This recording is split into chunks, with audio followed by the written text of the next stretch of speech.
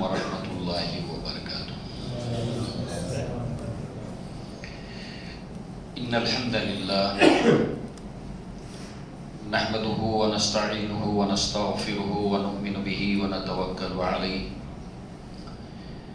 ونعوذ باللہ من شرور انفسنا ومن سیئات اعمالنا من يهده الله فلا مضل له ومن يضلل فلا هادي له واشهد ان لا اله الا الله وحده لا شريك له واشهد ان محمدا عبده ورسوله اما بعد یا ایھا الذین آمنوا اتقوا اللہ حق تقاتہ ولا تموتن الا وانتم مسلمون یا ایھا الناس اتقوا ربکم الذی خلقکم من نفس واحدۃ وخلق منها زوجها وبث منهما رجالا کثیرا ونساء واتقوا اللہ الذی تساءلون به والارحام ان اللہ کان علیکم رقیبا یا ایھا الذین آمنوا اتقوا اللہ وقولوا قولا سدیدا یصلح لکم اعمالکم ویغفر لکم ذنوبکم ومن یطع اللہ ورسولہ فقد فاز فوزا عظیما فإن خیر الحدیث کتاب اللہ وخیر الہدی ہدی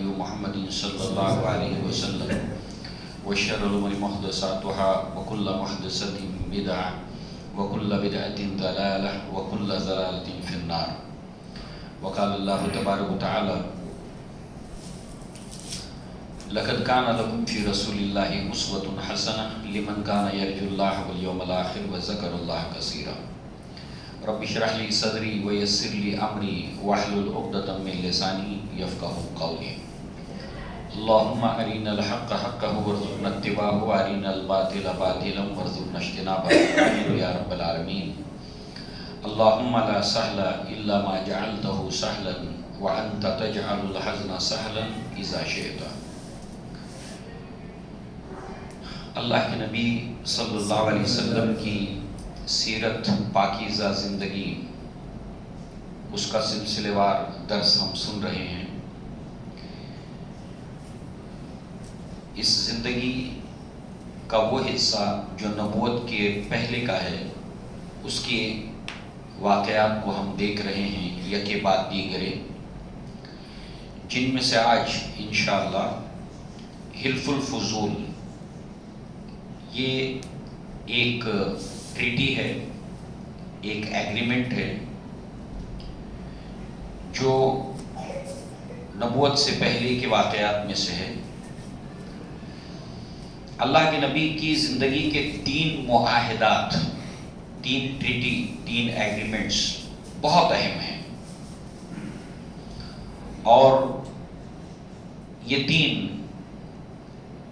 اس کی تقسیم اس طرح سے ہے کہ ایک نبوت سے پہلے کا ہے اور ایک 2 نبوت کے بعد کے ہیں۔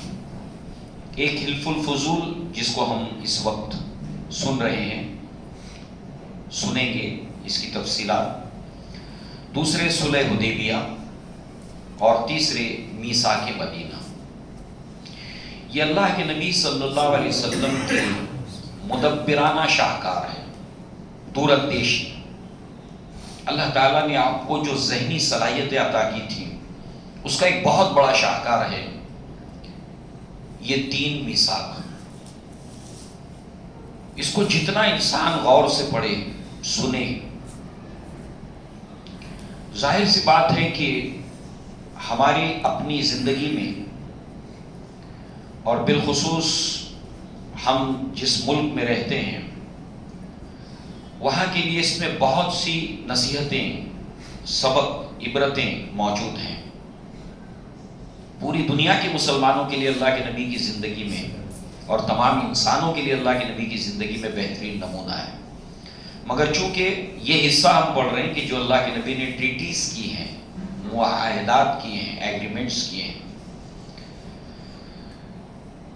تو ایک بات ہمیں معلوم ہونی چاہیے، اور پہلے بھی آئی ہے، اس کے بعد بھی بار بار یاد دہانی کرائی جاتی رہے گی، کہ دشمنان اسلام یا وہ لوگ جنہوں نے اسلام کو قبول نہیں کیا، وہ آج بھی اللہ کے نبی کی زندگی سے فائدہ اٹھاتے ہیں بغیر ایمان لائے ہوئے۔ ایمان نہیں لاتے مگر فائدہ اٹھاتے ہیں۔ دوسری طرف ہم امت مسلمہ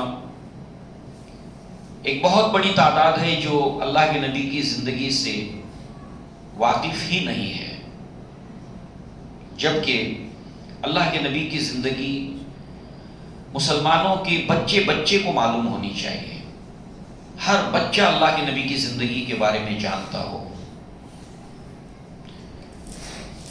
لہذا ان ٹریٹیز اور صلح اور معاہدات کے ذریعے سے دنیا نے بہت فائدے اٹھائے ہیں۔ لہذا آپ دیکھیں کہ معاہدات اور صلح جو ہوتی ہے وہ اپنی جگہ پر ایک مستقل دنیا کے اندر عنوان رہا ہے، بلکہ اس کو بعض مفسرین نے دنیا کا پہلا چارٹر کہا ہے، اور اس کے فوائد جو ہوتے ہیں، جس مقصد کے تحت اس کو کیا جاتا ہے، آج دنیا میں اللہ کے نبی سے سیکھا گیا ہے یہ کہ اگر دو قوموں کے درمیان، دو ملکوں کے درمیان جنگ ہو رہی ہے تو ان کے درمیان صلح ہوتی ہے، ایک پیکٹ ہوتا ہے، ناجنگ معاہدہ۔ دنیا کے اندر ایک لمبی فہرست ہے ناجنگ معاہدات کی، اس کی نظیر صلح حدیبیہ ہے، جس کے اندر ایک شرط تھی کہ قریش اور اہل اسلام 10 سال تک باہم آپس میں نہیں لڑیں گے۔ اس کی تفصیلات ہم جب وہاں پہنچیں گے دیکھیں گے انشاءاللہ۔ اس کا فائدہ کیا ہوا کہ اب پورے اندرون عرب جو ہے وہ ایک امن و امان کا ایک ماحول قائم ہو گیا۔ اس کے بعد ہی اللہ کے نبی نے دعوتی خطوط اسلام کے جزیرہ نما عرب کے باہر بھیجنے شروع کر دیے۔ اندر سے اب اطمینان ہے اس صلح کے ذریعے سے، نو وار پیکٹ۔ اسی طریقے سے نیو اسٹیبلشمنٹ، ایک نئے اسٹیبلشمنٹ کے لیے ایک موقع فراہم ہوتا ہے ان معاہدات کے ذریعے سے۔ اسی طریقے سے آنے والے کل کے اندر واضح تبدیلیاں، اس لیے ہر ایگریمنٹ کے بعد آپ دیکھیے کہ واضح تبدیلیاں جو سماج میں آئی ہیں اور بڑی تبدیلیاں۔ اسی طریقے سے جو قانون سازی ہوتی ہے اس کے لیے یہ بنیاد کا کام بنتی ہیں یہ صلح۔ لہذا اب آئیے اس حلف الفضول کی تفصیلات کی طرف ہم بڑھتے ہیں۔ اس کی وجہ تسمیہ، اس کا نام حلف الفضول کیوں ہے، اور اس کا ایک اور بھی نام ہے، احادیث میں آیا ہے، حلف المطیبین۔ اب ان دونوں کی وجوہات کیا، اس نام کے معروف ہونے کی اس اصطلاح کے ساتھ یا اس ٹریٹی کے ساتھ؟ پہلے جو حلف الفضول ہے اس کے اندر 3 فضل نامی اشخاص موجود تھے۔ ایک وجہ یہ بتائی جاتی ہے، فضل بن وداع یہ شخص کا نام ہے، فضل بن فزاع، فضل بن حارث۔ اس بنیاد پر حلف الفضول، جس کے اندر 3 فضل افراد کی صورت میں شامل تھے، اس وجہ سے۔ دوسری وجہ یہ بتائی گئی کہ یہ بڑا فضیلت والا کام ہے، اس لیے حلف الفضول۔ اور حلف المطیبین، طیب کہتے خوشبو کو، اور اس کے تعلق سے آتا ہے کہ حرم کے اندر ایک پیالہ لایا گیا جس میں خوشبو تھی، اور جتنے معاہدات کے اندر شریک لوگ تھے انہوں نے اپنے اپنے ہاتھ کو اس خوشبو میں رکھا، پیالے میں، اور ایک عہد کیا۔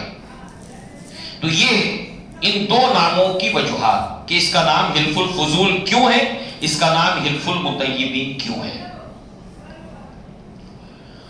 لہذا اس کے اندر کون کون سے اس ٹریٹی کے اندر قبائل شامل تھے، کون سے ٹرائبز شامل تھے؟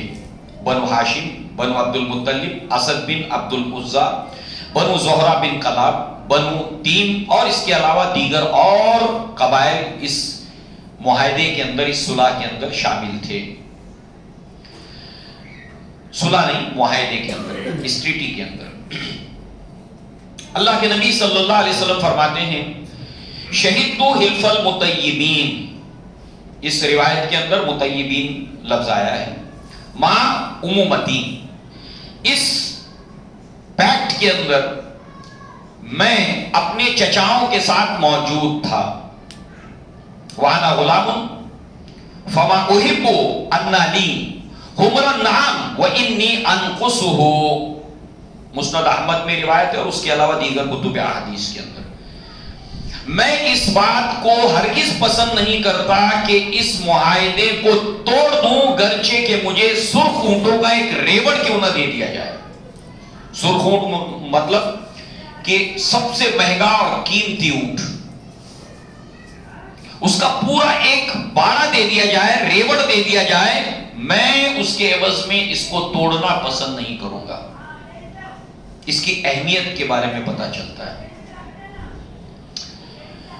بتایا جاتا ہے کہ آپ کی عمر 16 سال یا 20 سال تھی، آپ نے کافی جد و جہد کی اس معاہدے کے ہونے کے اندر، اس ایگریمنٹ کے ہونے کے اندر۔ مہینہ ذی القعدہ کا تھا، محترم مہینہ ہی تھا، اور اللہ کے نبی صلی اللہ علیہ وسلم اس میں جو شریک ہوئے۔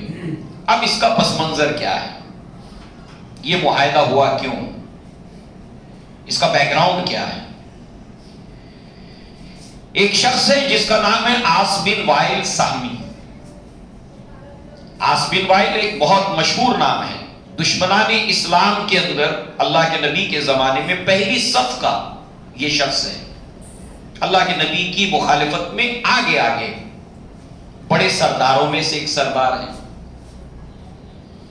اور اس کی زندگی میں جب ہم دیکھتے ہیں جہاں جہاں اسلام کے حوالے سے اس کی زندگی آتی ہے،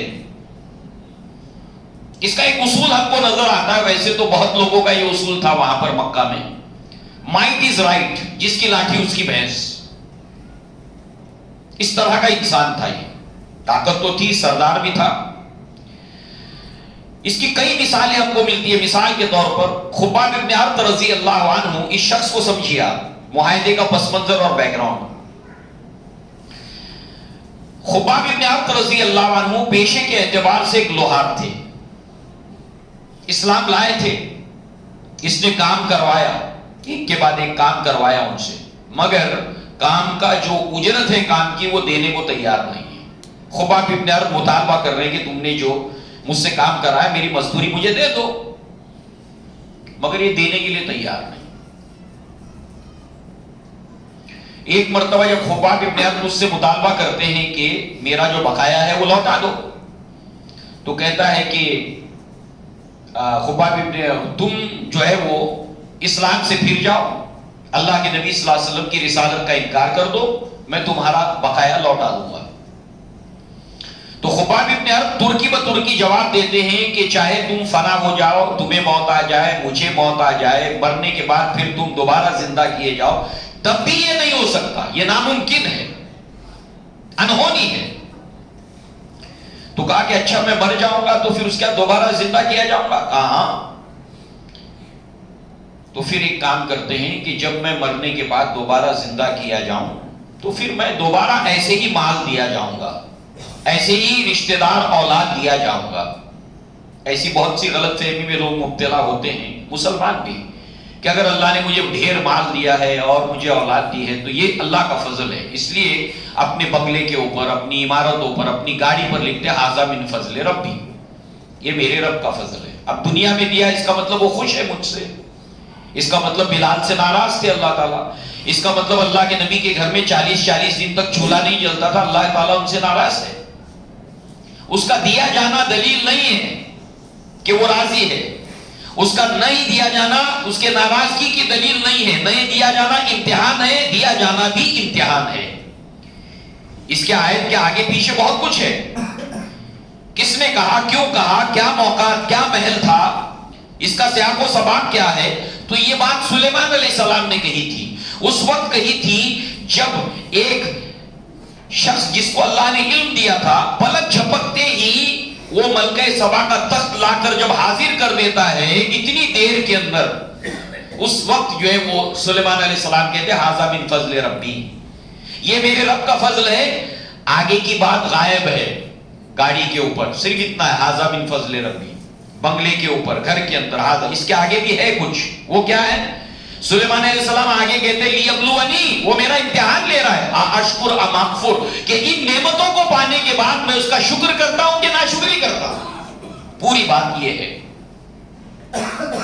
تو لہذا یہ کہتا تھا، اس کا خیال تھا ایسا، یہ اسلام نہیں لایا تھا اور اس کا خیال تھا، مشرکین اور کفار یہی سمجھتے، ان کو جو کچھ مل رہا ہے یہ جو ہے وہ جو بھی خالق کائنات کو مانتے وہ اس سے پرسن ہے، اس لیے لکھ دیتے گاڑی کے اوپر فلاں پرسن فلاں پرسن، وہ مجھ سے خوش ہے اس لیے مجھے دیا یہ، اگرچہ کہ سب کو دولت عزت اولاد دینے والا صرف اور صرف اللہ ہے، اللہ کے سوا کوئی نہیں۔ لہذا میں وہاں بھی دیا جاؤں گا تو پھر جو ہے وہ تمہارا ادھار، تمہارا بقایا لوٹا دوں گا۔ یہ ہے کردار اس کا۔ ایسے بہت اس کی زندگی جب آتی ہے اسلام کے ریفرنس میں، ایسے بہت سے واقعات ملتے ہیں۔ مائٹ از رائٹ، حق دبا دیتا تھا، اور ایسے بہت لوگ تھے۔ جعفر طیار نے نجاشی کے دربار میں جو بات کہی تھی اپنے دور جاہلیت کی باتوں میں، ان میں سے ایک بات یہ بھی کہی تھی، یاقل القوی منا الضعیف، ہم میں سے جو بھی طاقتور ہوتا تھا اپنے سے کمزور کو دبا دیتا تھا، کھا جاتا تھا۔ مائٹ از رائٹ، جس کی لاٹھی اس کی بھینس، یہ خباب ابن عرب کو دبا دیا، ان کا حق دبا دیا عاص ابن وائل نے۔ پھر یہی کردار ہے حلف الفضول کے بیک گراؤنڈ اور پس منظر کے اندر۔ اور یہ کون ہے؟ عمرو بن العاص رضی اللہ عنہ، ان کے والد ہیں۔ جیسے ولید ابن مغیرہ، ان کے بیٹے خالد ابن ولید، ہشام ابن ولید، ولید ابن ولید، تینوں ایمان لائے، پہلی صف کے کٹر باپ دشمنان اسلام، اور ان کی اولادیں اسلام کے اندر۔ اس لیے ہمیں سبق ہے، نصیحت ہے، باپ چاہے کتنا بھی خلاف ہو آپ کے، اللہ تعالیٰ بیٹوں کو توفیق دیتا ہے، ان کی اولادوں کو، ان کی نسلوں کو توفیق دیتا ہے، اس کو ہمیشہ یاد رکھنا ہے۔ ابو جہل اسلام کا کٹر دشمن، اکرمہ ابن ابو جہل صحابی رسول، بہت مثالیں ہیں۔ لہذا اب یہ شخص ہے عاص بن وائل، یمن کے علاقے سے ایک زبید قبیلہ ہے، یہاں کا ایک شخص آتا ہے جس کا نام ہے زبیدی ابو قبیس، زبیدی کے نام سے سیرت کی کتابوں میں آتا ہے، کہیں کہیں پورا نام آتا ہے۔ یہ آیا ہے یمن کی طرف سے، اور دو ارادے ہیں، ایک تو تجارت کا سامان اپنے ساتھ لایا ہے، اور اس کے ساتھ ساتھ عمرہ کا ارادہ کر کے آیا ہے۔ اور جب تجارتی مال لے کر آتا ہے تو عاص بن وائل کے ساتھ میں اس کا معاملہ ہوتا ہے، عاص بن وائل مال لے لیتا ہے، اب پیسے لوٹانے ہیں، جو مال خریدا ہے پیسے دینے ہیں، پیسے دینے سے انکار کر دیتا ہے۔ مائٹ از رائٹ، جس کی لاٹھی اس کی بھینس۔ اب یہ تو بیچارہ مسافر ہے، باہر سے آیا ہے، کوئی اس کا یہاں پر دوست احباب کوئی نہیں ہے۔ اب یہ جو شخص ہے، یہ جتنے حلیف قبائل ہے ہر ایک کے پاس، بڑے بڑے سردار کے پاس جاتا ہے، عبد الدار کے پاس پہنچتا ہے، بنو مخزوم کے پاس پہنچتا ہے، بنو سہم کے پاس پہنچتا ہے، بنو عدی کے پاس پہنچتا ہے، جہاں جہاں پہنچتا ہے سارے لوگ اس کو ڈانٹ ڈپٹ کے بھگا دیتے ہیں، کوئی اس کا حق دلانے کے لیے تیار نہیں ہے۔ اب اس کی دو تین وجوہات ہیں جو اس کلچر کے اندر ایک حصہ تھی۔ ایک تو یہ ہے، انصر اخاک ظالما او مظلوم، ان کے یہاں پر یہ اصول تھا دور جاہلیت میں کہ اپنے بھائی کی مدد کرو، چاہے ظالم ہو چاہے مظلوم ہو۔ جب اسلام آیا تو اللہ کے نبی نے یہی جملہ جب دہرایا، انصر اخاک ظالما او مظلوم، اسلام کے بعد صحابہ نے جب اس کو سنا تو چونک گئے، کہا کہ اللہ کے نبی، مظلوم بھائی کی مدد کرنا تو ہم کو سمجھ آتا ہے، مگر ظالم کی کیسے مدد کریں؟ کہا کہ ظالم کا ہاتھ پکڑو، اس کو ظلم کرنے مت دو، یہ اس کی مدد کرنا ہے۔ اور دور جاہلیت میں اس کا مطلب کیا تھا؟ اس کا مطلب یہ ہے کہ تمہارا بھائی ہے نا، تمہارے قبیلے کا ہے نا، تمہارا پٹیدار ہے نا، تمہارا رشتہ دار ہے نا، تمہارا خون ہے نا، خون ہی خون کی طرف لوٹتا ہے، بھائی بھائی کے برے وقت میں کام آتا ہے، ٹھیک ہے غلطی کی ہے، اس سے خطا ہوئی ہے، تمہارا اپنا رشتہ دار ہے، تمہارا بھائی ہے، اس کی مدد کرو. وہ بعد میں دیکھیں گے غلطی کس کی ہے، فی الوقت مدد کرو اپنے بھائی کی. دیکھیے ہمارے بچے ہیں نا، اسکول کے زمانے سے گینگ بناتے، دوستوں کی گینگ بناتے ہیں، اور جیسے کسی کا جھگڑا ہو گیا، بائک ٹھوک دی، کچھ ہو گیا تو اس نے اس کو تھپڑ مارا تو فون کرتا ہے، بھائی میرے اوپر ہاتھ اٹھایا. ساری گینگ جمع ہو جاتی، یہ نہیں دیکھتی کہ غلطی کس کی ہے. یہ جاہلیت کا اصول ہے. مسلمان سے یہ توقع نہیں ہے. مسلمان کیا کرتا ہے، دیکھتا ہے غلطی کس کی ہے، پھر غلطی اگر اپنے کی ہے، کتنا ہی قریبی ہے، دوست ہے، احباب ہے، رشتہ دار ہے، وہ حق کے ساتھ کھڑا ہوتا ہے.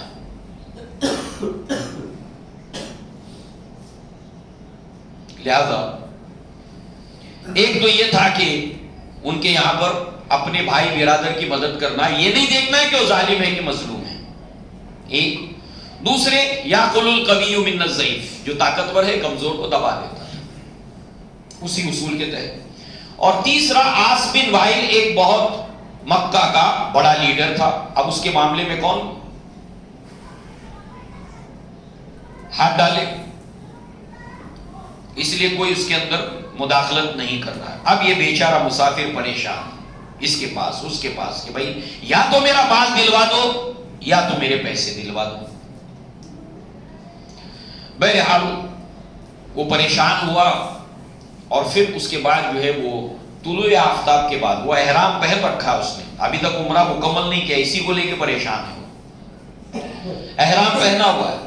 اب اس کے بعد جو ہے وہ طلوع آفتاب کے بعد، جب کہ یہاں پر اپنے اپنے بیٹھنے کی جگہ ہوتی تھی ہر قبیلے کی، وہاں پر لوگ بیٹھے ہیں، اور اس وقت جو ہے وہ ایک ٹیلے کے اوپر کھڑا ہو کر جو ہے وہ کچھ اشعار پڑھتا ہے. اس نے اشعار لکھے، اور چونکہ فصیح اللسان تھی عرب قوم، تو لہذا جو ہے کچھ اشعار پڑھے.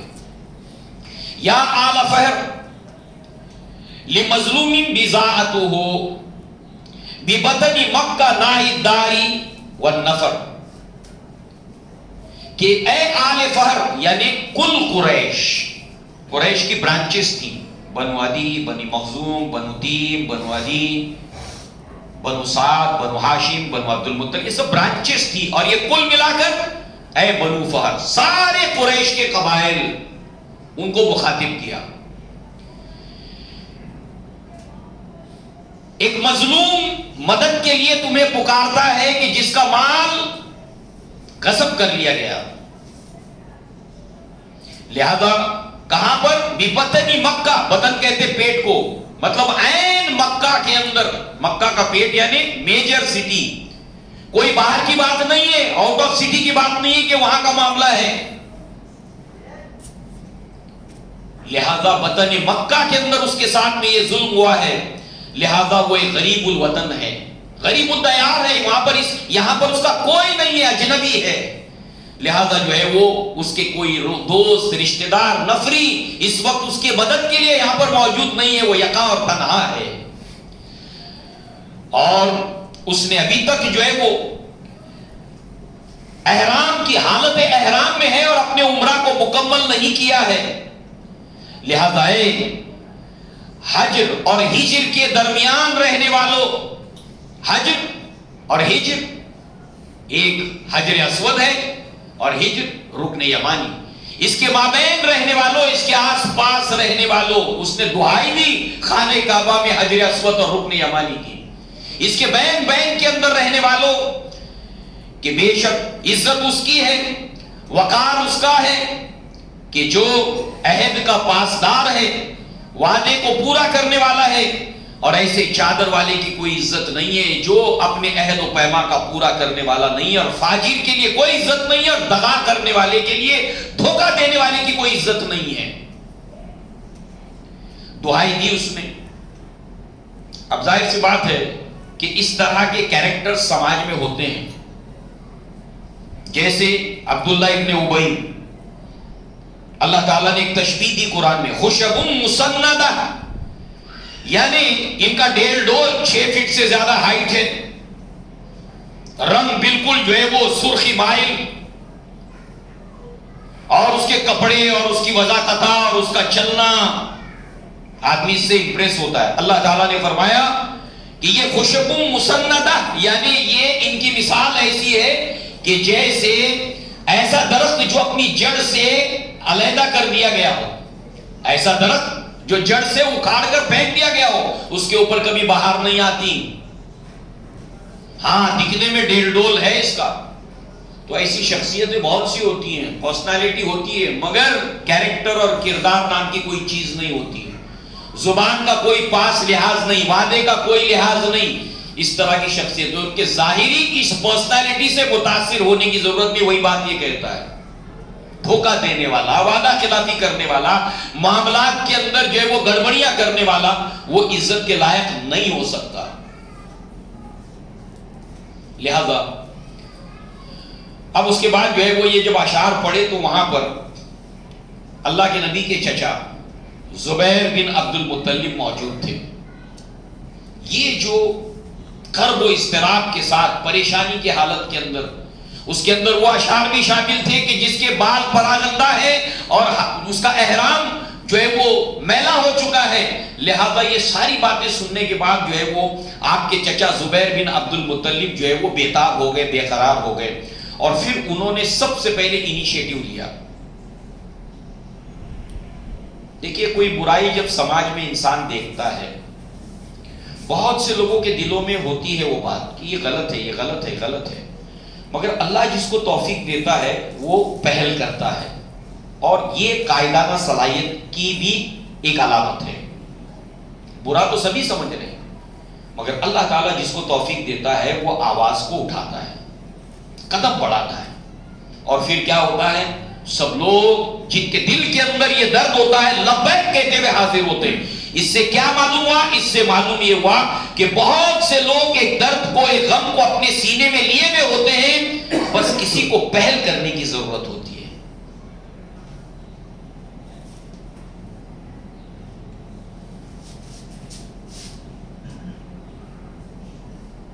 یہ ہر دور کی کہانی ہے، ہماری کہانی ہے، آپ کے علاقے کی کہانی ہے، بمبئی کی کہانی ہے، ہندوستان کی کہانی ہے، پورے دنیا کی کہانی ہے۔ اقدام آگے بڑھتا، میں اکیلا ہی چلا تھا جانب منزل، مگر لوگ ساتھ آتے گئے، کارواں بنتا گیا۔ لہذا جو ہے وہ اس کے بعد یہ ہوا، زبیر بن عبد المطلب نے کہا کہ اس مظلوم کو بے یار و مددگار نہیں چھوڑا جا سکتا۔ ایسا ایک واقعہ ہم پڑھیں گے شیب ابی طالب کے وقت میں، جب ان کا بائیکاٹ کیا گیا، اللہ کے نبی صلی اللہ علیہ وسلم، مسلمان اور جو اللہ کے نبی کے قبیلے کے لوگ تھے جو ایمان نہیں لائے تھے، ان کا بھی اس وقت بھی ایسا ہی معاملہ ہے۔ کس طریقے سے لوگ آگے بڑھے، اور پھر یہ جو ٹریٹی کیا تھا قریش نے ظالمانہ، وہ ٹوٹ گیا۔ بہرحال اس مظلوم کو بے یار و مددگار نہیں چھوڑا جا سکتا، اور اس طریقے سے ایک کے بعد ایک، ایک کے بعد ایک آپ کے ساتھ میں ملتے چلے گئے، اور اس کے اندر اللہ کے نبی صلی اللہ علیہ وسلم بھی شریک تھے۔ اب یہ سب کے سب جمع ہوئے عبداللہ ابن جدعان کے گھر کے اوپر۔ اس واقعے کے بعد عبداللہ ابن جدعان بنو تیم یعنی ابو بکر صدیق کے قبیلے سے اس شخص کا تعلق تھا۔ اس کا دسترخوان کبھی اٹھتا نہیں تھا، ہمیشہ بچھا رہتا تھا، مسافر مسکین اس کے دسترخوان سے کھاتے رہتے تھے۔ بڑا سخی آدمی تھا، بڑا نام تھا اس کا سخاوت کے اندر، لوگوں کی مدد کرنے کے اندر، اور ابو بکر صدیق کے قبیلے سے ہی اس کا تعلق تھا، بنو تیم، عبداللہ ابن جدعان۔ لہذا جو ہے وہ سارے کے سارے جو ہے وہ اس کے گھر کے اندر جمع ہوتے ہیں، اور اس کے بعد جو ہے وہ یہاں پر بات ہوتی ہے کہ اب اس کو لے کر کیا کیا جائے، اور پھر اس کے بعد جو ہے وہ وہاں پر یہ صلح ہوتی ہے جس کو حلف الفضول یا حلف المطیبین کہا جاتا ہے۔ اب اس کی تفصیلات کو آگے بڑھنے سے پہلے ایک برسبیل تذکرہ بات کو ہم سنتے چلیں، وہ کیا ہے؟ اسلام کے بعد عائشہ صدیقہ رضی اللہ عنہا نے اب چونکہ اب پھر اس کو ایسا نہ ہو کہ ذہن سے نکل جائے، عبداللہ ابن جدعان بڑا سخی آدمی ہے، ہر ایک کی مدد.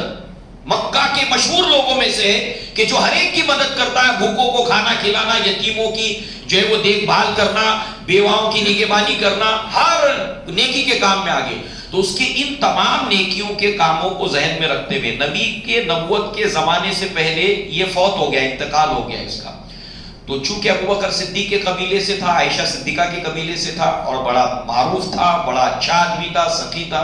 تو عائشہ صدیقہ رضی اللہ عنہا نے جو ہے وہ اللہ کے نبی سے پوچھا کہ اللہ کے نبی اسلام کے بعد اس کا کیا معاملہ ہوگا، مرنے کے بعد جو اب مر گیا ہے آخرت میں اس کا کیا معاملہ ہوگا. اللہ کے نبی صلی اللہ علیہ وسلم نے فرمایا لا ينفعه، اس کو کوئی فائدہ نہیں ملنے والا. انه لم يقل يوما، اس نے ایک دن بھی یہ نہیں کہا رب اغفر لی خطیئتی یوم الدین، اے اللہ فیصلے کے دن، حساب کتاب کے دن تو میری مغفرت فرمانا. اگر ایک بار بھی کہہ دیتا، ایک بار بھی نہیں کہا اس نے. معلوم ہوا کہ کوئی انسان بغیر اسلام کے پہاڑوں جتنی نیکیاں کرے، بغیر ایمان کے ناقابل قبول ہیں. یہ حقیقت انسان کو یاد رکھنا بہت ضروری ہے، کیونکہ کبھی کبھی انسان نادانی میں، جہالت میں کہہ دیتا ہے یہ کہ بھئی مسلمانوں سے تو یہ لوگ اچھے، دیکھو کتنے بڑے بڑے کام، کتنی بڑی بڑی چیریٹی، تمام چیزیں ٹھیک ہے اپنی جگہ سب ہے، مگر اس کے باوجود بھی جہاں تک آخرت کا تعلق ہے یہ کوئی فائدہ نہیں دے گا اگر انسان ایمان والا نہیں ہے. لہذا اس کے بعد جو ہے وہ بات یہ ہوئی کہ بھئی مظلوم کی مدد کرنی ہے، اور متحد ہو کر اور ایک جان ہو کر، حتیٰ کہ ہم ظالم سے مظلوم کا حق نہ دلا دیں. ظالم چاہے کوئی بھی ہو، کتنی بڑی طاقت رکھتا ہو، کتنا ہی بڑا وقار رکھتا ہو، کتنا ہی بڑا قبیلہ رکھتا ہو، مگر اس ظالم سے وہ حق لیا جائے گا جو مظلوم کا اس نے مارا ہے. اور یہ معاہدہ اس وقت تک باقی رہے گا جب تک کہ ہررا پہاڑ موجود ہے، اور اس کے ساتھ ساتھ جب تک سمندر کے اندر ایک قطرہ بھی پانی موجود ہے. ہررا پہاڑ آج بھی موجود ہے، سمندر کا پانی آج بھی موجود ہے، نہ وہ خشک ہوا نہ پہاڑ اپنی جگہ سے ٹلا ہے. یعنی اس وقت تک یہ معاہدہ رہے گا. اور چلیے یہ تو ایک ابھی غیر واضح بات ہے، مگر ایک واضح، اسلام کے بعد اللہ کے نبی اس واقعے کو صحابہ کو سنایا کرتے تھے نبوت سے پہلے کا. کہتے ہیں لقد شہدوا فی الدار عبداللہ بن جدعان حلفا ما احب ان لی به حمر النعام ولو ادعا به فی الاسلام لاجبت. مسند احمد، صحیح ابن حبان میں یہ روایت ہے. یہ واقعہ اللہ کے نبی نے فرمایا کہ عبداللہ ابن جدعان کے گھر پہ جو معاہدہ ہوا تھا اس کے اندر میں موجود تھا، اور میں اس بات کو پسند نہیں کرتا کہ مجھے ایک ریوڑ دے دیا جائے سرخ اونٹوں کا کہ میں اس معاہدے کو توڑوں اور اس میں سے اپنے آپ کو علیحدہ کروں. اور آج بھی ولو ادعا به فی الاسلام، آج اسلام میں بھی اسی طرح کے اگر کسی معاہدے میں مجھے بلایا جاتا ہے، اس کے اندر مسلمان لوگ نہیں ہیں، غیر مسلم ہیں، مشرکین ہیں، مگر معاہدہ کس بات پر سب لوگ مل کے کر رہے ہیں؟ اس بات پر معاہدہ کر رہے ہیں سب مل کر کہ ہم کسی مظلوم کے اوپر اس کو اکیلا یکا تنہا نہیں چھوڑیں گے. کیا یہ معاہدہ آج ہم اپنے علاقوں میں، اپنے محلے میں نہیں کر سکتے؟ اگر آپ اس پر تدبر کریں، اس پر غور کریں، چھوٹے چھوٹے یونٹس میں اس طرح کے اگر معاہدات ہوں تو ایسی صورت کے اندر بیان کے باہر کی چیزیں ہیں یہ کہ ہم بہت سے اپنے مسائل شر پسندوں سے، ظالموں سے اپنے جان مال عزت آبرو کی حفاظت کر سکتے ہیں. اللہ کے نبی صلی اللہ علیہ وسلم نے نظیر ہمارے سامنے رکھی ہے. بس کسی اللہ والے کو جسے اللہ نے توفیق دی ہے قدم بڑھانے کی ضرورت ہے، سوچنے کی ضرورت ہے. اس قطرے کے اندر سمندر ہے، اس ذرے کے اندر پہاڑ ہے، اس پوائنٹ کے اوپر 4 لوگ سر جوڑ کر بیٹھے کہ اس کے کیا کچھ نتائج کہاں تک جا سکتے ہیں، کیا کچھ فوائد اس کے مل سکتے ہیں. اللہ کے نبی کہتے ہیں کہ آج بھی اگر اسلام کے اندر مجھے اس طرح کے کسی معاہدے میں بلایا جاتا ہے تو میں جاؤں گا مظلوموں کی حمایت کے اندر. یہ نظیر ہے اللہ کے نبی صلی اللہ علیہ وسلم کی زندگی میں. اور قرآن مجید نے فرمایا تعاونوا علی البر والتقوی ولا تعاونوا علی الاثم والعدوان. نیکی کے کاموں میں، بھلائی کے کاموں میں ایک دوسرے کا ساتھ دو، گناہ کے کاموں میں، ظلم کے کاموں میں ایک دوسرے کا کوآپریشن اور تعاون اور سہکاریہ نہیں کرنا ہے. بھلائی کے کاموں میں، نیکی کے کاموں میں، کوئی بھی اچھا کام ہو رہا ہو اس کے اندر کوآپریٹ کرنا، اس کے اندر تعاون کرنا، اس کے اندر سہکاریہ کرنا. میثاق مدینہ کو آپ دیکھیں، میثاق مدینہ میں کون کون فریق ہیں؟ اللہ کے نبی، انصار، مہاجرین، اس کو ایک فریق بنایا اللہ کے نبی نے. اس کو ہم ڈیٹیل میں پڑھنے والے مگر ایک ریفرنس کے طور پر یہاں پر بھی سامنے رکھے. اور دوسری طرف یہود کے تینوں قبائل اور دیگر مائنورٹیز کے اندر جتنی وہاں پر کمیونٹیاں تھیں مدینہ اور اس کے اطراف کے اندر. اور پھر اللہ کے نبی صلی اللہ علیہ وسلم نے پوری کمیونٹی کو سامنے رکھتے ہوئے وہ فیکٹس اور اس کی شرائط دفعہ نمبر 1، دفعہ نمبر 2، دفعہ نمبر 3 اللہ کے نبی صلی اللہ علیہ وسلم نے وہ تمام کے تمام میثاق تیار کیے. مقصد کیا تھا؟ یہ ہولی سٹی ہے، یہ شہر امن کا شہر ہے، یہاں پر پیس اور شانتی کو مینٹین کیا جائے گا اور یہ ذمہ داری سب کی ہے. یہاں پر رہنے والے مسلمان، غیر مسلمین، سب کی ذمہ داری ہے امن اور آشتی اور شانتی کو برقرار رکھنا اور اس کو قائم رکھنا، اس کو اسٹیبل کرنا. لہذا جو ہے وہ یہ اللہ کے نبی صلی اللہ علیہ وسلم کی زندگی کا ایک اہم واقعہ جو ہے وہ ہمیں نبوت کے پہلے کی زندگی کے اندر ملتا ہے. اللہ کے نبی نے اسلام کے بعد بھی اس کو، اس طرح کے معاہدے کو اللہ کے نبی نے پسند کیا کہ میں اس میں شریک ہوں گا. اب دوسری طرف اللہ کے نبی کی زندگی میں نبوت سے پہلے کے جو واقعات ہیں اس میں ایک واقعہ یہ بھی ملتا ہے زید ابن حارثہ کے ساتھ رضی اللہ عنہ، جو آپ کے منہ بولے بیٹے تھے، کہ صفا مروہ کی سعی کے دوران جو ہے وہ قریش جو ہے وہ طواف کرتے تھے، سعی کرتے تھے، اور وہاں پر نائلہ نامی بت رکھا ہوا تھا، اس کو مس کرتے تھے، اس کو ٹچ کرتے تھے. کہتے ہیں کہ میں اللہ کے نبی کے ساتھ تھا. نبوت کے پہلے کا یہ بھی واقعہ ہے. ابھی آپ کے اوپر نبوت، رسالت، وحی کا سلسلہ شروع نہیں ہوا تھا. کہتے ہیں کہ میں اللہ کے نبی صلی اللہ علیہ وسلم کے ساتھ تھا اور ایک بت کے، اس نائلہ بت کے قریب سے جب گزرا تو میں نے چھونے کی کوشش کی تو اللہ کے نبی نے فرمایا لا تمسہ، اس کو ٹچ مت کرو، اس کو چھوؤ نہیں. بچہ ہونے کی وجہ سے میں نے پھر دوبارہ، اب وہ ظاہر سی بات ہے اس کے کھلونے کی طرح سے معاملہ تھا، تو پھر دوبارہ چھونے کی کوشش کی تو اللہ کے نبی نے فرمایا قال الم تنہا، میں نے تم کو منع نہیں کیا نہ چھوؤ.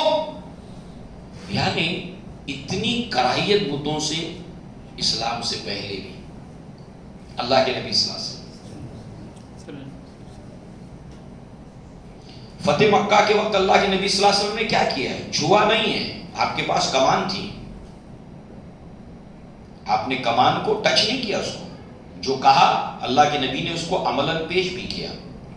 کمان تھی آپ کے پاس، آپ نے کمان سے اس بت کو گرایا اور پڑھتے جاتے تھے جا الحق وزحق الباطل ان الباطل کان زہوقا. حق آ گیا، باطل چلا گیا. باطل تو جانے کے لیے ہوتا ہے، مگر شرط کیا ہے؟ باطل جائے گا کب اور دندنائے گا کب اور پھلے گا کب اور پھولے گا کب؟ اس وقت جب تک کہ حق اس کے مقابل میں نہیں ہے. جب حق آئے گا تو باطل ہو جانا. اب اس کو آپ جنرلائز کر لیجیے. جتنا بھی باطل ہے اگر وہ پھلتا ہے، پھولتا ہے، دندناتا ہے تو اس کی وجہ یہ ہے کہ حق میدان میں نہیں ہے. تو لہذا اللہ کے نبی صلی اللہ علیہ وسلم جو ہے نبوت سے پہلے بھی غیر اللہ کے نام کے اوپر جو ذبیحہ ہے آپ نے کبھی اس کو کھایا نہیں. کبھی نہیں کھایا. لہذا زید بن عمرو بن نوفل سے بلدہ مقام کے اوپر جو ہے وہ ملاقات ہوئی اس شخص سے. تو دسترخوان بچھا ہوا تھا، گوشت رکھا تھا غیر اللہ کے ذبیحے کا. اللہ کے نبی صلی اللہ علیہ وسلم نے کو کہا کہ کھاؤ، تو کہا کہ نہیں، میں نہیں، غیر اللہ کے نام کے اوپر جو ذبیحہ ہے میں اس کو نہیں کھاتا. ایسی کئی مثالیں ہیں. چونکہ ہم اللہ کے نبی صلی اللہ علیہ وسلم کے نکاح کا معاملہ پڑھنے والے ہیں، تو نکاح کے بعد اللہ کے نبی کے جو پڑوسی تھے اس نے سنا کہ اللہ کے نبی خدیجہ رضی اللہ عنہا سے کہتے تھے واللہ یا خدیجہ، اے خدیجہ اللہ کی قسم میں کبھی بھی لات اور عزا اور منات اس کی پرستش نہیں کرنے والا. اس سے کیا معلوم ہوا؟ فطرت انسان کی اسلام ہے، اور اللہ تعالیٰ تمام طرح کی بدعات اور شرک سے نبیوں کو پاک اور صاف رکھتا ہے. وہی کے پہلے بھی چاہے ابراہیم علیہ السلام کی مثال آپ دیکھ لیں، پورا کے پورا اور شہر شرک کے اندر مبتلا ہے، مگر آپ اس سے دور تھے. تو یہ بات ضروری ہے ہمیں معلوم ہو کہ جتنے انبیاء دنیا میں آئے اللہ تعالیٰ وہی سے پہلے بھی ان کو پاک اور صاف رکھتا ہے شرک سے، اور جتنی بدعتیں وہاں پر ہو رہی ہوتی ہیں ان سے بھی. اس کی مثالیں ہم نے اللہ کے نبی کی زندگی میں اور سیرت میں دیکھی. اللہ کے نبی کی زندگی کا ایک بہت ہی روشن باب ہے اللہ کے نبی کا تجارت کرنا. اللہ کے نبی ایک بہت کامیاب تاجر تھے، بہت کامیاب تاجر تھے. اور اللہ کے نبی صلی اللہ علیہ وسلم نے جس طرح سے تجارت کا آغاز کیا ہے، آپ کے پاس کوئی سرمایہ، کوئی کیپٹل نہیں تھا. پہلی بار جب آپ نے تجارت کا ارادہ کیا سرمایہ نہیں تھا، اور ظاہر سی بات ہے تجارت کے لیے سرمایہ، کیپٹل، پونجی ضروری ہے. بچے کہتے ہیں ابا مجھے تھوڑا پیسہ دے دو میں کاروبار کروں گا. جانتے تھے عبد المطلب جو آپ کے چچا ہے وہ کثیر العیال بھی ہیں، قبیلے کے سردار بھی ہیں، گھر کی ذمہ داری بھی ہے، اور اس کے ساتھ ساتھ قبیلے کی ذمہ داری بھی سردار کے اوپر ہے. لہذا جو ہے وہ سرمایہ ان کے پاس ہے نہیں. لہذا اللہ کے نبی صلی اللہ علیہ وسلم نے ان حالات کے اندر بھی اپنے ارادے کو اپنے چچا کے سامنے رکھا کہ میرا ارادہ ہے کہ شام کی طرف تجارتی قافلے جا رہے ہیں، اور میں چاہتا ہوں کہ اس تجارتی قافلے میں جاؤں بغرض تاجر، تجارت کرنے کی غرض سے. ابو طالب نے کہا میرے پاس تو سرمایہ نہیں ہے. اللہ کے نبی نے کس طریقے سے پھر بغیر سرمایہ نہ ہونے کے باوجود بھی کس طریقے سے اللہ کے نبی صلی اللہ علیہ وسلم نے ایک کامیاب تاجر کی حیثیت سے ابھرے. اس میں ہمارے نوجوانوں کے لیے ایک بہترین نمونہ ہے، بہترین مثال ہے. اللہ کے نبی کو 2 القاب قریش نے دیے، امین اور صادق. یہ القاب آپ کو اسی دور کے اندر جب آپ تجارت کرنے لگے اسی وقت ملے ہیں، امین اور صادق. تجارت کے ساتھ امانت اور صداقت کا خاص تعلق ہے. یہیں پر یہ القاب آپ کو ملے ہیں. کیا تعلق ہے؟ امین ہونے کا، صادق ہونے کا، امانت داری اور صداقت کا. اللہ کے نبی نے فرمایا التاجر الصدوق صدوق الامین مع النبیین والصدیقین والشہداء. امانت دار تاجر اور سچا تاجر قیامت کے روز انبیاء، صدیقین اور شہداء کے گروہ میں رکھا جائے گا. آخرت کے اندر نبیوں کی جماعت ہوگی الگ، صدیقین کی جماعت ہوگی علیحدہ، شہداء کی جماعت ہوگی علیحدہ. شہداء کا پھر ایک سردار ہوگا اس جماعت کا، صدیقین کا سردار ہوگا. تو اللہ تعالیٰ انہیں عام مسلمانوں میں نہیں رکھے گا، بلکہ اللہ تعالیٰ انہیں کسی امانت دار اور سچے تاجر کو نبیوں کے گروہ میں رکھے گا، کسی کو صدیقین کے اور کسی کو شہداء کے گروہ میں اللہ تعالیٰ رکھے گا. آپ نے بہت سے ایسی ٹیکنکس کو استعمال کیا، ایسے طریقوں کو استعمال کیا تجارت کے اندر جو رائج نہیں تھے، مگر اس کی بنیاد سچائی تھی اور امانت داری کے اوپر تھی. لوگ کہتے تھے نہیں چلے گا، چلے گا نہیں. نبی کو نصیحت کرتے تھے یہ نہیں چلے گا، بلکہ ایسا کرو جو لوگ کرتے آئے ہیں. آج کہتے ہیں نا نہیں چلے گا، جھوٹ کے بغیر نہیں چلے گا، کاروبار ایسے نہیں چلے گا. اصل میں ٹرینڈ سیٹ کرنا پڑتا ہے. تاجروں کی جماعتوں نے، سماجوں نے، سوسائٹیوں نے ایک ٹرینڈ سیٹ کیا ہوا ہے. اب آپ مجبور ہیں، جب ایک ٹرینڈ سیٹ ہوتا ہے تو وہ ٹرینڈ جو ایک پاور ہوتا ہے، ایک طاقت ہوتی ہے، اور اس طاقت کے اندر انسان کو ہلنے کے لیے گنجائش نہیں ہوتی. ایسے ہی جب ایک ٹرینڈ مومن مسلمان امانت اور صداقت اور ان اصولوں کے اوپر جب مل کر تجارت کریں گے تو پھر کسی غیر کے لیے جو ہے وہ اس ٹرینڈ کے ساتھ میں چلنا اس کی مجبوری ہو جائے گا. مگر وہ ٹرینڈ سیٹ کون کرے گا؟ یا یہ کہ مجبوری کے ساتھ یہی تجارت ایسی چلتی رہے گی؟ اللہ کے نبی کی زندگی کو پڑھتے رہیں گے، سنتے رہیں گے، مگر اس ٹرینڈ کو سیٹ کرنا ہوگا. اور ایسے امانت دار سچے تاجروں کو ایک زنجیر، ایک کڑی بنانی ہوگی،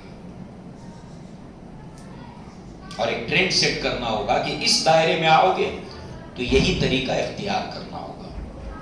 اور پھر کتاب البیوع کی صورت کے اندر پورا ایک حدیثوں کا پورا ایک چیپٹر ہے. انسان اس کو پڑھے، نبی کی زندگی کو دیکھے، ابو بکر صدیق کی زندگی کو دیکھے. آج ہم ایسٹ انڈیا کمپنی کے بارے میں سنتے ہیں، بچے پڑھتے ہیں تاریخ اور اتہاس. کہاں سے سیکھا؟ صحابہ سے. صحابہ بڑے پیمانے پر تجارت کرتے تھے مل کر. ہم ڈیٹیل میں اب یہ پڑھنے والے اللہ کے نبی کی تاجری بڑے پیمانے پر تجارت کرتے تھے صحابہ اکرام. پورے جتھے کی صورت میں 10-15 کا گروپ، 100 کا گروپ مل کر ٹریڈ کرتے تھے، کاروبار کرتے تھے. اجتماعی تجارت ایک کے بس کی بات نہیں ہوتی تھی. سورہ قریش میں جو اللہ نے فرمایا کہ گرمی اور سردی کے اندر جو تجارت اور اس کے ذریعے سے روزی کا جو اللہ نے مسئلہ حل کیا ہے، یمن کی طرف جانا، شام کی طرف جانا، بڑے بڑے کاروان جو چلتے تھے مل کر کرتے تھے. کوئی اپنا پیسہ لگاتا تھا مضاربت کے اندر، سرمایہ پیسہ اپنے گڈس دے دیتا تھا. جاتا نہیں تھا تجارت میں، اس کا مال لگا ہوا ہے، سرمایہ لگا ہوا ہے، کوئی محنت کرتا تھا. پھر وہ مال لے کر جو ہے وہ یمن کے پورٹ تک پہنچنا، اور درمیان کے جہاں جہاں پر اسٹیشن سے وہاں کے گڈس کو خریدا، اگلے مارکیٹ میں بیچا، وہاں سے خریدا، اگلے مارکیٹ میں. یعنی تجارت میں تجارت. یہ اصل مال ہے جو یمن تک پہنچانا ہے پورٹ تک، اور یہ مال ہے جو شام تک پہنچانا ہے. جتنا ایشیا سے آنے والا کشتیوں کے ذریعے سے مال ہے وہ یمن کے پورٹ پر اترتا تھا، اور اس کو یہ لوگ اونٹوں پر لاد کر یہ کاروان چل پڑتے تھے. 150 68 kg سونے کی مالیت کا سامان تھا بدر کے وقت ابو سفیان کے قافلے کے ساتھ. 68 kg سونے کی مالیت کا سامان، اور وہ کاروان چلتے تھے اور لے جا کر اس کو سیریا میں چھوڑتے تھے. مگر ان بٹوین جتنے بھی اسٹیشنز ہوتے تھے، یہاں کا گڈس خریدا، اگلے مارکیٹ میں بیچا، وہاں کا خریدا، اگلے مارکیٹ. اس طریقے سے وہ کاروبار کرتے تھے. اللہ کے نبی صلی اللہ علیہ وسلم نے اس کو بڑے پیمانے کے اوپر اس تجارت کے اندر کامیاب تاجر کے حیثیت سے آپ نے دنیا کے سامنے آتے ہیں. اللہ کے نبی صلی اللہ علیہ وسلم کی سیرت ہمارے سامنے آتی ہے. اس سے سیکھا. جب نوآبادیات کا دور شروع ہوا تو 1600 کے اندر 1600 کے اندر ایسٹ انڈیا کمپنی انگلینڈ کے اندر قائم ہوئی. اس کے کاروبار کا سامان ہے، اس کے کاروبار کا سامان ہے، مگر جو ہے وہ ایک انسان کو اپنے اس سامان کو لے جا کر ایشیا کے پورٹ کے اوپر ہندوستان میں آنا، اس کے لیے کشتی، اس کے لیے جہاز، اس کے لیے افورڈیبل نہیں تھا. 4 آنے کی مرغی 12 آنے کا مسئلہ. تو یہ لوگ سب نے مل کر جو ہے کمپنی قائم کی، اور جہاز جو ہے وہ جس کے اندر سامان لادا جائے گا اس کا جو اخراجات ہیں وہ سب کے اوپر ڈسٹریبیوٹ ہو گئے ایز پر اس کے گڈس. اس کے سامان کے اعتبار سے. ابھی آپ کا بھی سامان، آپ کا بھی سامان، آپ کا بھی سامان، آپ کا بھی سامان، جتنا آپ کا سامان ہے اس کے اعتبار سے شیئر. اور اس طریقے سے ایسٹ انڈیا کمپنی بڑے پیمانے پر جو ہے وہ ایشیا کے اندر تجارت کرنے لگی. 1610 میں ہندوستان میں آئی. اجتماعی تجارت صحابہ کا طریقہ ہے، مگر ہم دو لوگ مل کر اجتماعی تجارت نہیں کر سکتے. کیوں؟ فوراً فائدہ دکھائی دے دیا. مزاربت کے اندر محنت ایک کر رہا ہے، پیسہ ایک نے لگایا. اب جو محنت کر رہا ہے اس کو پیسے کی ضرورت تھی، پیسہ اس کے پاس تھا نہیں، تجارت چل پڑی، ہنر اس کے پاس میں تھا. جیسے ہی جو ہے وہ پیسہ آ گیا، کاروبار سیٹ ہو گیا، اس کو کک آؤٹ کر دیا. بےایمانی، چیٹنگ، انما الاعمال بالنیات. اور دوسرا کہ فن اور ہنر میرے پاس نہیں ہے، پیسہ میں نے لگایا، اس کے ساتھ رہ کر سیکھا، اور جیسے ہی سیکھ لیا اس کو کک آؤٹ کر دیا. ایک مثال ہے. تو پھر صحابہ کی زندگی سے ہم نے کیا سیکھا؟ اللہ کے نبی کی زندگی سے ہم نے کیا سیکھا؟ بہرحال اللہ کے نبی صلی اللہ علیہ وسلم نے تجارت کا آغاز کیا، اور قریب قریب اس وقت آپ کی عمر 25 سال تھی. کس طریقے سے؟ اللہ کے نبی صلی اللہ علیہ وسلم بہت کم عرصے کے اندر مکہ کے گھر گھر کے اندر مشہور ہو گئے، معروف ہو گئے. اور پھر چونکہ خدیجہ رضی اللہ عنہا یہ خود بھی تجارت کرتی تھیں، آپ کے شوہر کا انتقال ہوگا، شوہر کی جائیداد میں سے جو بھی آپ کو ترکہ ملا آپ کے حصے کا، والد کا انتقال ہوا، اس جائیداد میں سے جو بھی آپ کو حصہ ملا. تو آپ ایک مالدار خاتون تھی، اور آپ اپنے سرمایے کو مکہ کے اندر تاجروں کو دیا کرتی تھی کہ کاروبار کرنے کے لیے. اور جو بھی پروفٹ ہوتا تھا وہ شیئر ہوتا تھا، محنت کرنے والا اور اپنی مڑی اور پیسہ لگانے والا، یہ طریقہ تھا ان کا. اور پھر ہوا یہ کہ جب آپ کے کانوں میں یہ بات پڑی تو اللہ کے نبی صلی اللہ علیہ وسلم کو آپ نے یہ پیغام بھجوایا کہ آپ میرا سامان تجارت اور سرمایے کو استعمال کریں. لہذا جو ہے وہ یہاں سے اللہ کے نبی صلی اللہ علیہ وسلم کی زندگی آگے بڑھتی ہے. 25 سال کی عمر تجارت کے میدان میں آپ نے قدم رکھا، بہت پیسہ کمایا. اللہ تعالیٰ نے اس کا ذکر قرآن مجید کے اندر کیا. الم یجدک یتیما فآویٰ ووجدک ضالا فہدیٰ ووجدک عائلا فاغنیٰ. ہم نے آپ کو بے سر و سامان پایا تو غنی کر دیا. تو غنی ہونے کے اسباب کے اندر تجارت میں آپ کا بہت زیادہ منافع کمانا. اور پھر اللہ کے نبی یہ جو کچھ پیسہ کماتے تھے اس سے کرتے کیا تھے؟ اس پیسے کا استعمال کیا کرتے تھے؟ پیسے کا بہترین استعمال یہ ہے کہ اس کی شروعات کے اندر اپنے رشتہ داروں کے اندر جو حاجت مند ہے، ضرورت مند ہے، جو ہو سکے ان کی مدد کرتے رہنا. یہ گویا کہ مال کو پھر دوبارہ اپنی طرف بلانے کا ایک طریقہ ہے جو اللہ کے نبی نے اور دین اور اسلام نے ہم کو سکھایا. لہذا اللہ تعالیٰ سے دعا ہے کہ اللہ تعالیٰ ہمیں اپنے پیارے حبیب محمد رسول اللہ صلی اللہ علیہ وسلم کی سیرت اور زندگی کو پڑھنے کی توفیق عطا فرمائے، اور اپنے سماج کے اندر نبی کی زندگی کو عام کرنے کی توفیق عطا فرمائے.